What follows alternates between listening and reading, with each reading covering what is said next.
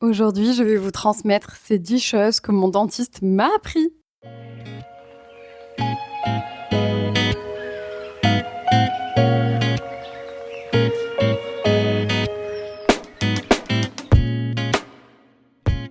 Et bonjour, et du coup, bienvenue dans ce nouvel épisode de podcast que j'avais à cœur de vous faire. Ces 10 choses en fait que mon dentiste m'a appris.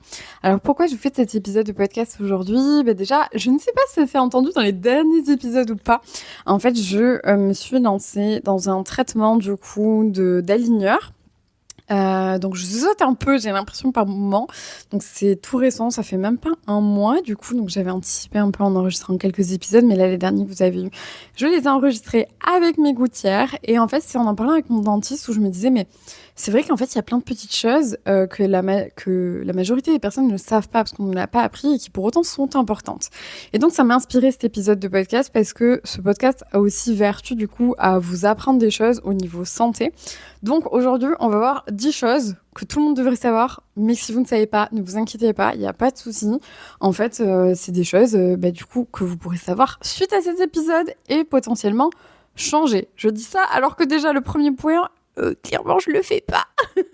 Donc, on va commencer directement parce qu'on sait, là, en plus, la santé des dents, c'est très important de pouvoir bien réussir à nettoyer ses dents. Moi, c'est justement pour ça que je fais un traitement avec les aligneurs parce que clairement, là, je vous raconte ma vie, mais j'ai des dents en bas qui se chevauchent beaucoup et ça s'était vraiment très aggravé les dernières années. Alors bon, avec mon ostéo, on essaie de comprendre pourquoi.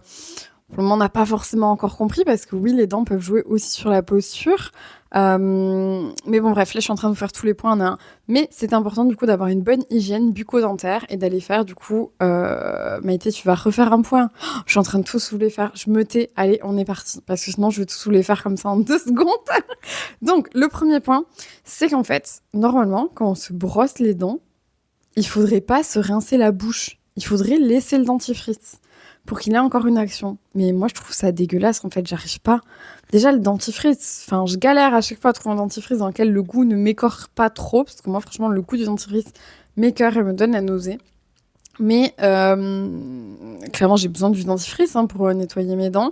Et en fait, quand mon dentiste me disait, ouais, techniquement, il faudrait même pas rincer la bouche, il faudrait rester... Alors, bien sûr, en fait, on presse un peu sa bouche, mais après, on laisse une petite pellicule de dentifrice pour l'action, contre les caries, etc., pour le fluor. Moi, je vais pas vous mentir, clairement, je le fais pas. Je trouve ça trop difficile. Et moi, comme je dis, vu que ça m'écœure, je ne le fais pas. Donc, c'est comme ça. La deuxième chose que pas mal de personnes, ne font pas ou ne savent pas, c'est qu'en fait, on doit se brosser les dents, pas de droite à gauche. Souvent, on voit tout le monde, le faire horizontalement, vraiment. En fait, on devrait frotter, brosser du rose vers le bas. Du rose vers le blanc. Donc, en fait, c'est-à-dire, si on fait les dents d'en haut, on fait du haut vers le bas. Mais si on fait les dents du bas, on doit faire du bas vers le haut. Je me fais mourir de rire parce que je montre en même temps que je suis en train de faire. Ça ne sert strictement à rien, Maïté, parce que c'est un épisode de podcast. Mais voilà, en fait, on fait souvent tous l'erreur de vouloir faire horizontalement, alors qu'il faut faire verticalement du rose vers le blanc. Est-ce que vous le faites ? Parce que moi, des fois, je me rends compte que quand je suis un peu pressée ou que je pense à autre chose, j'ai vite tendance à refaire horizontalement, en fait. Alors, en fait, non. En plus, moi, mes gencives ont vraiment besoin, que j'aille vraiment, un tout petit peu sous la gencive pour justement enlever tout ce qu'il pourrait y avoir et ensuite le descendre au niveau des dents. Donc, essayez au prochain brossage de dents de voir si vous arrivez à faire du rose vers le blanc. À chaque fois, j'ai envie de dire vers le bas, mais ça dépend de quelle dent on parle. La troisième chose, et je l'ai fait dernièrement, donc je suis trop fière, je l'ai même mis en story pour faire un petit rappel pour celles qui en auraient besoin, mais clairement, sinon d'habitude, j'ai tendance à vraiment oublier. L'avantage, c'est que en voyant mon dentiste très fréquemment, je vais bien le faire toute cette année, à mon avis, mais on est censé changer la brosse à dents tous les 2 mois. Donc l'idéal, c'est vrai que moi je lui ai souvent posé la question à mon dentiste. Lui est plutôt vraiment assez convaincu du fait que la brosse à dents électrique nettoie quand même globalement un peu mieux que la brosse à dents manuelle. Parce que ça a été analysé et tout au niveau du tartre qui pourrait nous rester. Parce qu'en fait, souvent, c'est qu'on a un brossage qui est pas très efficace, disons-le clairement. Mais qu'on ait une brosse à dents dans tous les cas manuelle ou électrique, il faut au moins changer la tête de la brosse à dents tous les 2 mois. Mais les 2 mois, ça passe très très vite en fait finalement. Moi je me rends compte que souvent, ça faisait un moment vraiment je l'avais pas changé. En plus, Là, j'ai bien fait exprès de me prendre tout un stock de brossettes dedans. Alors, ça m'a coûté un rein, clairement. Mais en fait, je me dis, au moins, je les ai dans le tiroir. Parce qu'en fait, si je les ai pas dans le tiroir, j'y pense. Mais après, j'oublie. Quand je fais mes courses, je ne passe absolument pas par ce rayon-là. Donc, autant vous dire que je ne vais pas y penser. Donc, en fait, bon, je me suis dit, le plus simple, c'est là, je me suis mis un petit rappel, du coup, dans mon agenda pour les changer. Et au moins, j'ai les brossettes directement à la maison, ce qui m'enlève cette charge mentale de devoir aller les acheter. Mais sinon, il m'a aussi dit que dans tous les cas, souvent les petites brossettes, en tout cas de brossettes électriques, sont bleues. En fait, qu'elles commencent à devenir bleu ciel, c'est déjà que ça fait trop longtemps qu'on les utilise. Donc vraiment, en fait, il faudrait qu'elles restent dans le même bleu presque au tout départ. Ça peut vous aider du coup pour savoir quand les changer. Dans tous les cas, si on ne sait pas quand est-ce que c'est, clairement, souvent, c'est que ça fait quand même largement plus de 2 mois. La quatrième chose, c'est on ne brosse pas directement après avoir bu du café ou un soda, ou alors, par exemple, après avoir vomi. Pourquoi ? Parce qu'en fait, ces choses-là, donc bon, le vomi, on s'en doute, le vomi, c'est extrêmement acide. Le café et les sodas aussi, en fait, ça va venir changer tout notre pH buccal. Et du coup, en fait, si on vient de suite brosser ses dents, on va agresser nos dents avec quelque chose de beaucoup trop acide.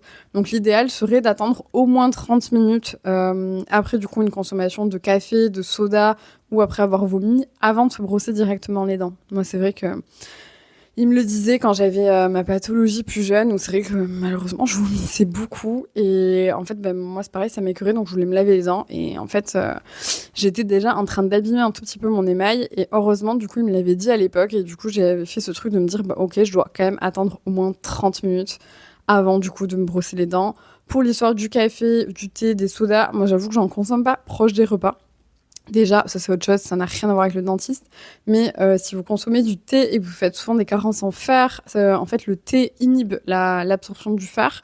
Donc c'est très dommage. Donc en fait, souvent moi je dis le plus simple c'est de ne pas prendre en fait de thé proche des repas. Comme ça, vous éloignez tout ça.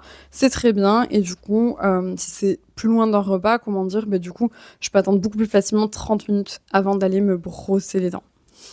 C'est un truc à garder en tête parce que moi, ça perso, encore une fois, je ne le savais pas. Donc je l'ai appris grâce à mon dentiste. La cinquième chose, c'est le fil dentaire et les brossettes interdentaires sont indispensables. Ce n'est pas un truc à faire juste de temps en temps. Ça, c'est pareil. Il me faut vraiment encore pas mal de temps pour le faire, quoi qu'en ce moment, je le fais. Moi, c'est vraiment par période.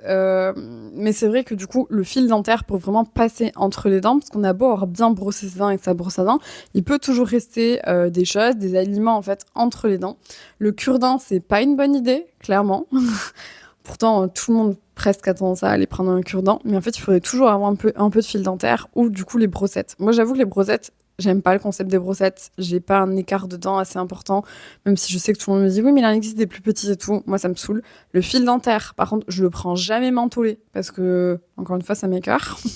Mais du coup, le fil dentaire, vraiment tout simple. Du coup, je prends mon petit bout de fil, et j'essaie de passer entre les dents. Je vais pas vous mentir, si comme moi, de base, vous partiez de zéro, moi, ce que je faisais pendant longtemps, c'est qu'en fait, je le faisais tous les dimanches. Tous les dimanches ou tous les samedis, je m'étais mis un jour dans la semaine où, en fait, là, vraiment, dans le brossage de dents du matin ou du soir, en fait, je le faisais. Même si, encore une fois, il faudrait le faire tous les jours pour avoir une bonne hygiène bucco-dentaire. Et c'est là, on se dit, punaise, pour cette si petite partie du corps, on en a des choses à faire. Et oui, en même temps, on mange quand même plusieurs fois par jour, donc il y a pas mal de choses à faire. La sixième chose, c'est qu'en fait, on peut saigner un peu plus facilement des gencives en fonction de notre cycle menstruel. Ça a été un énorme débat avec mon dentiste. Encore une fois, je vais vous raconter ma vie. Moi, j'ai les gencives qui saignent très facilement. Et en fait, c'est vrai que il me saoulait avec ça, avec les dentifrices spécifiques et tout. Après, il est vrai qu'à une époque, je passais pas assez bien sous ma gencive pour nettoyer. Donc ça, c'était quelque chose que j'avais à du coup améliorer. Je faisais assez facilement des gingivites. Ça, heureusement, c'est passé. Vraiment, je touche du bois devant moi parce que c'est vraiment chiant. De toute façon, je trouve que les douleurs de dents sont des douleurs chiantes, clairement. Il y a plein d'autres douleurs, je sais pas comment dire, elles sont plus gérables. Les dents, je trouve ça horrible. Ce n'est que mon avis. Et en fait, du coup, je m'étais aussi rendu compte que personnellement, j'avais les gencives beaucoup plus enflammées dans certaines phases de mon cycle menstruel plutôt que d'autres. Et en fait, je lui avais posé la question et en faisant aussi mes propres recherches, j'avais découvert qu'avec l'endométriose, il était possible en fait d'avoir des implantations de lésions endométriosiques au niveau des gencives, du coup qui ferait qu'en fait ça saignerait beaucoup plus facilement et ça s'inflammerait aussi beaucoup plus facilement. Donc c'était un débat qu'on avait avec mon dentiste, savoir est-ce que lui, on lui en avait parlé, pas du tout. Du coup lui de son côté après c'était renseigné, il m'a dit en plus qu'il avait demandé à pas mal de ses clientes patientes du coup où il savait qu'elles avaient de l'endométriose, est-ce qu'elles l'avaient remarqué ou pas. Mais voilà, je vous invite à observer, à le noter. Mais en tout cas, moi je me suis rendu compte que oui. Et en fait aussi pour mon hygiène bucco-dentaire, je vais pas mentir, tout ce qui est fil dentaire, etc., j'ai intérêt de le faire encore plus dans les périodes de mon cycle menstruel où je sens que mes gencives sont beaucoup plus sensibles. Donc voilà. Après là, ça va être intéressant de voir aussi avec les gouttières là, parce que les gouttières c'est, enfin je sais pas s'il y en a parmi vous qui ont déjà eu des gouttières comme ça, mais c'est vrai que c'est quand même un peu chiant aussi. C'est qu'en fait le moindre truc, en fait tu dois être brossé les dents après. Donc en fait qu'est-ce qu'il fait? Du coup alors déjà j'ai grignoté pas beaucoup, quoique si, parce qu'après certains soins je proposais tout un petit carré de chocolat. Bon là autant dire carré de chocolat je le prends pas. Ou alors faut que j'ai le temps d'aller me laver les dents 30 minutes après, ça me saoule, enfin bref. Mais en fait comment dire, du coup, aussi, j'ai l'impression que mon nettoyage de dents est beaucoup plus important, parce que sinon, avec les gouttières, si j'ai quelque chose entre les dents, je le sens et c'est gênant. Enfin, donc en fait, je vais voir, est-ce que là, avec les gouttières, c'est quelque chose qui change ou pas. Et en même temps, c'est tellement en train de changer mes dents que peut-être que ça va aussi plus les inflammer. Je ne sais pas, j'en suis qu'au tout début, je vous dirai si ça vous intéresse. La 7e chose, ça c'était parce qu'on en avait parlé avec une patiente à moi, qui était une hygiéniste plus. Clairement, elle faisait la guerre aux microbes, elle faisait une douche vaginale, donc là, rien à voir avec le dentiste, mais du coup, elle nettoyait son vagin. Et à chaque fois, je lui expliquais, je lui dis, mais ça s'auto-nettoie tout seul, en fait, donc... Voilà, j'essayais de lui expliquer tout ce qui était l'histoire du microbiote, donc ces bactéries qu'on a à l'intérieur de nos corps qui sont aussi nos défenses, en fait, finalement.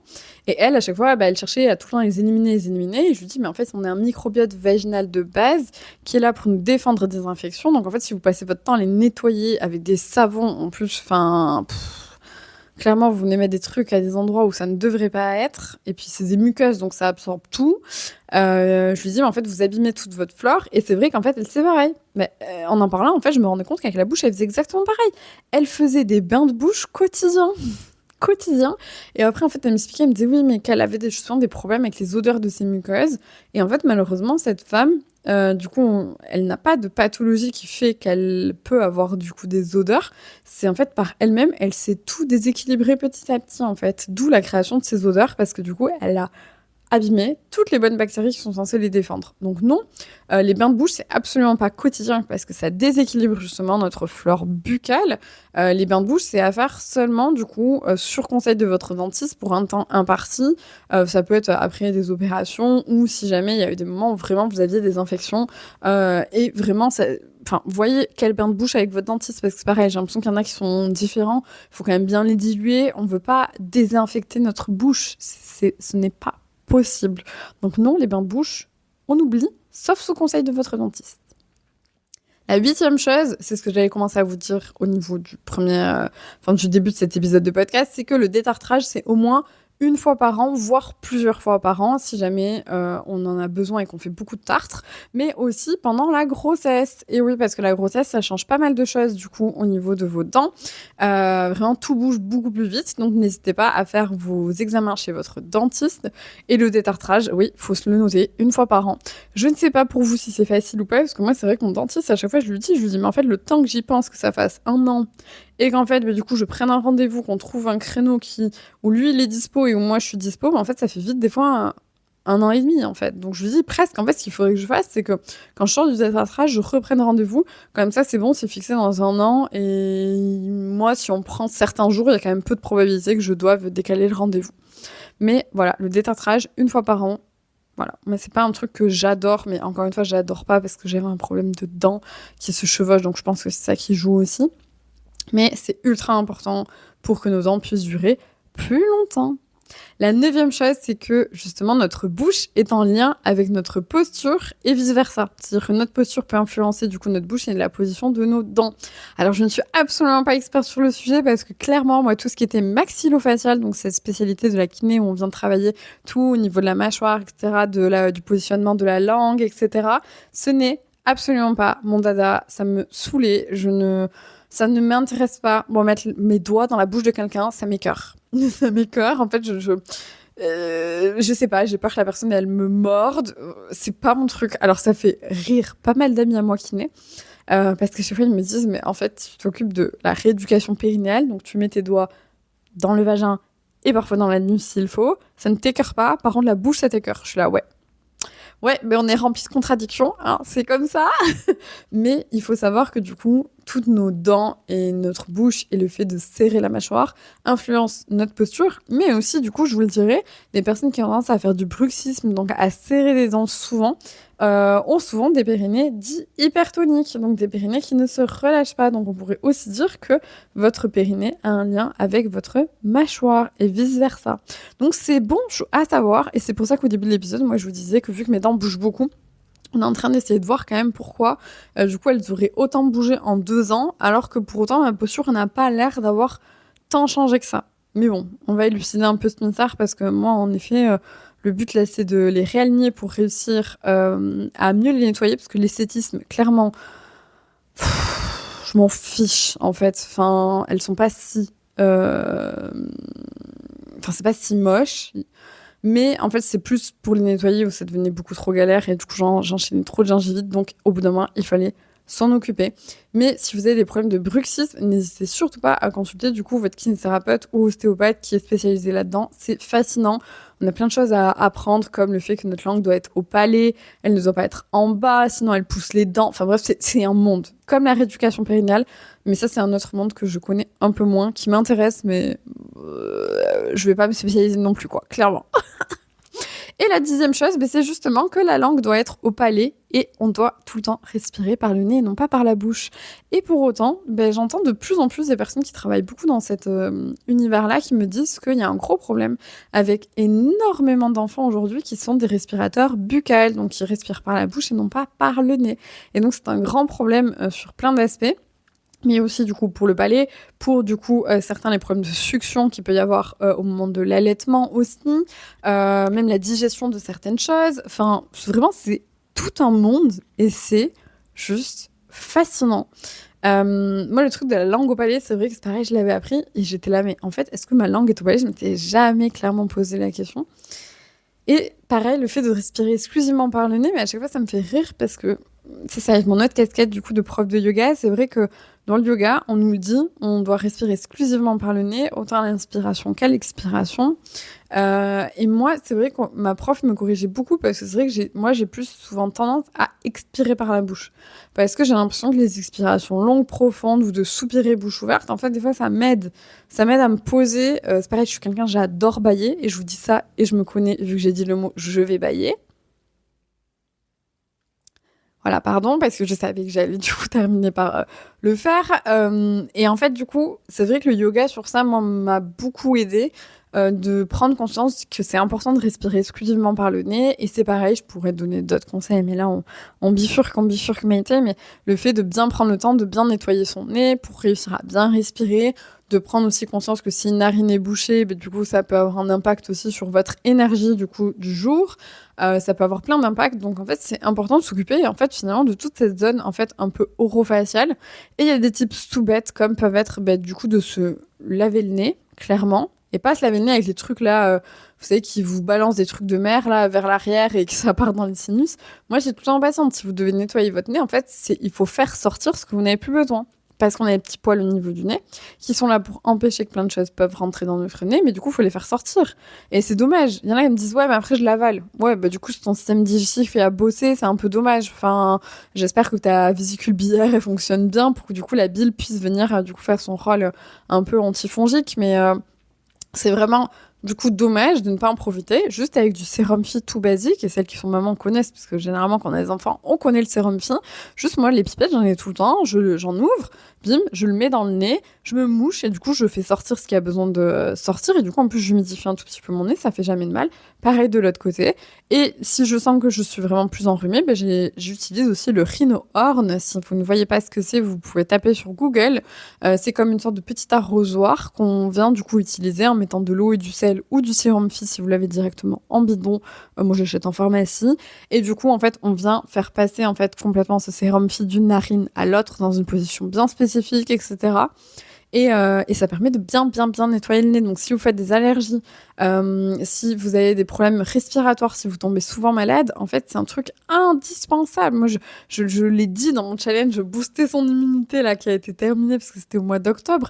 En fait, je leur disais, mais c'est trop important de nettoyer son nez, mais vraiment. Enfin, et si ça, par contre, si vous le faites tous les dimanches, presque dommage, quoi. En fait, il faudrait le faire tous les jours, au moins avec le sérum Phi. Et souvent, les personnes, en fait, se mouchent aussi à sec. Sauf qu'à sec, c'est pas la même chose. C'est mieux de mettre quelque chose, et ça fait tout sortir. Voilà, c'était une fin d'épisode très glamour. Désolée pour ceux que potentiellement ça écœure. Mais oui, on est censé respirer exclusivement par le nez, avec la langue au palais. Le lien avec notre bouche et notre posture est ultra important et ne pas oublier son rendez-vous avec son dentiste et bien se brosser les dents. D'ailleurs, ça me fait penser que là, je l'ai pas dit, mais j'ai su par mon dentiste que les recommandations sur le brossage de dents avaient un tout petit peu changé. Auparavant, moi, j'étais tout le temps restée sur le fait qu'il fallait brosser ses dents 3 fois par jour. Donc, la petite anecdote en plus, c'est que en Espagne, c'est un truc assez commun d'avoir sa brosse à dents dans son sac à main. Et du coup, de se brosser les dents, même quand on est à la fac ou autre. Et c'est vrai que à chaque fois que je pars en formation, ça fait rire beaucoup de personnes parce que peu importe quand ils mangent au restaurant ou autre, en fait, moi, j'ai toujours ma brosse à dents dans mon sac. Et en fait, souvent, les autres kinés rigolent un peu en me disant, mais tu te brosses les dents le midi? Je suis là, ouais, en fait, sinon, j'ai un peu du mal. Enfin, alors oui, on a tous mangé au resto. Potentiellement, vous êtes tous pas brossé les dents. Mais moi, en fait, même si ça va pas être le meilleur brossage de dents, en fait, du coup, j'ai besoin de me brosser les dents. Donc, et là, encore plus avec les gouttières. Mais je trouve ça assez drôle. Et du coup, mon dentiste me disait que les recommandations avaient un peu changé. Elles étaient un peu plus à la baisse. C'est qu'il fallait vraiment insister sur un brossage de dents matin et soir. Mais il m'a dit, franchement, faudrait le midi aussi. C'est juste que par rapport à nos modes de vie, c'est un peu plus compliqué. Donc, le but, c'est que les personnes s'y tiennent parce qu'il y a plein de personnes, apparemment, qui ne se lavent pas les dents matin et soir. Donc voilà, maintenant vous savez tout. Si vous avez appris d'autres choses avec votre dentiste par rapport à votre santé des dents que je n'aurais pas dit dans cet épisode, j'ai hâte de vous lire du coup dans la description de ce post du coup Instagram de cet épisode de podcast. Ça faisait beaucoup de mots pour pas être très clair. Bon, bref, sur Instagram, à chaque fois, il y a un post associé, du coup, à cet épisode de podcast, donc n'hésitez pas à venir échanger directement ici. Si vous avez appris des choses, n'hésitez pas à me le dire aussi. Et puis, si vous avez encore 5 minutes et un peu de temps pour me soutenir, n'hésitez pas à noter cet épisode de podcast sur toutes les plateformes d'écoute. Donc, c'est particulièrement, du coup, Spotify et Apple Podcasts. Ça m'aide beaucoup. Et je vous dis, du coup, à bientôt dans un nouvel épisode de podcast. Et puis, si ça vous intéresse, peut-être que je ferai d'autres épisodes dans ce style-là, genre 10 choses que ma gynécologue m'a appris ou autre. Enfin, vous me dites. Je vous laisse me donner vos idées et on se voit la semaine prochaine, comme tous les mardis, 6h10, sur toutes les plateformes d'écoute. Prenez soin de vous.